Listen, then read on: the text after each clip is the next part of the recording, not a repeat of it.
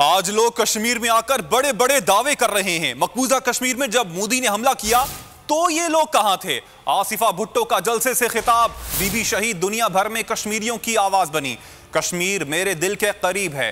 बिलावल भुट्टो आवाम से किए गए सारे वादे पूरे करेंगे। एक और जगह खिताब में उन्होंने कहा कि जमहूरियत के लिए जानें दी हैं, कश्मीरियों के लिए भी अपनी जानें देंगे। तीर आपके हुकूक, तरक्की और रोजगार का निशान है। 25 जुलाई को तीर के निशान पर ठप्पा लगाएं। पीपल्स पार्टी पहले भी कश्मीर के साथ थी और हमेशा साथ खड़ी रहेगी। कश्मीर में आकर बड़े बड़े दावे कर रहे हैं। मकबूजा कश्मीर पर जब मोदी ने हमला किया उस वक्त ये लोग कहां थे? बीबी शहीद ने कहा था जहां कश्मीरियों का पसीना गिरेगा वो हमारा खून गिरेगा।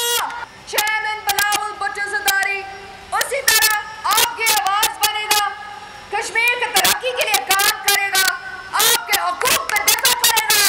पाकिस्तान पीपल्स पार्टी पहले भी कश्मीर के साथ थी, आज भी साथ है और आगे भी कश्मीर के साथ खड़े रहेंगे। हमने जमहूरियत के लिए अपने जाने दी है और कश्मीर के जमहूरी हकूक के लिए भी हमारे जान हाजिर है। 25 जुलाई